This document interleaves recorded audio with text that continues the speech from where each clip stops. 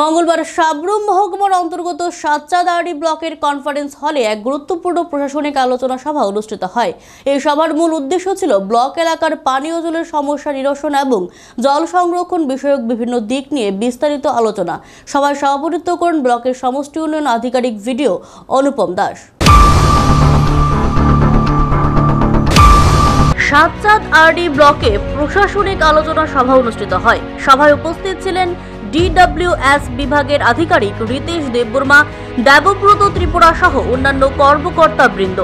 এছাড়া সভায় বিশেষভাবে উপস্থিত ছিলেন ব্লক পঞ্চায়েত সমিতির chairperson Prabhas Lodh, BSC chairman Kholadhan Tripura, panchayat সমিতির সদস্য সমীর পাল, কণা দে প্রমুখ। সভায় ব্লক এলাকার 24টি গ্রামের প্রধান এবং 39টি গ্রাম পঞ্চায়েত ভিলেজ কাউন্সিলের ইনচার্জরা উপস্থিত ছিলেন।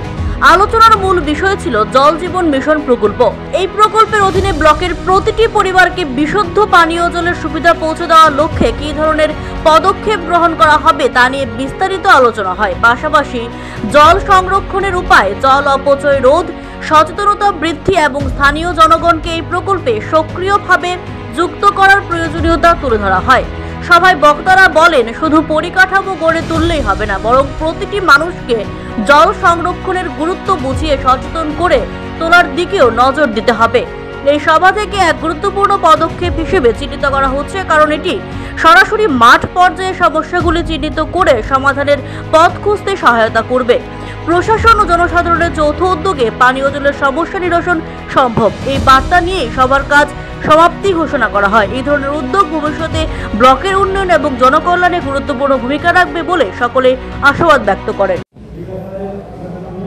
নমস্কার, আজকে সাতচাঁদাড়ি ব্লকে কনফারেন্স হলে আমরা DWS ডিপার্টমেন্টের এক্সিকিউটিভ ইঞ্জিনিয়ার, SDO এবং আমাদের সাতচাঁদ পঞ্চায়েত সমিতি BEC এবং আমাদের 24টি গ্রাম পঞ্চায়েতের প্রধান এবং 39টি গ্রাম পঞ্চায়েত এবং VCর ইনচার্জ সবাইকে নিয়ে একটা ড্রিঙ্কিং ওয়াটার সম্পর্কিত বিষয় নিয়ে আমরা একটা মিটিং করেছি।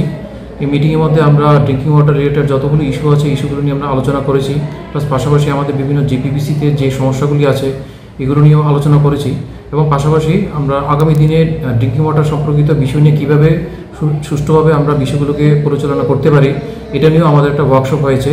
কীভাবে আমরা প্রত্যেক পঞ্চায়েতে এবং VCতে village water and sanitation committee form করে কীভাবে সুষ্ঠুভাবে আমরা জলের বিষয়গুলো দেখতে পারি এটা নিয়ে আমাদের বিস্তারিত আলোচনা হয়েছে এবং খুবই ফলপ্রসূ হয়েছে। Bureau report, Asian Times.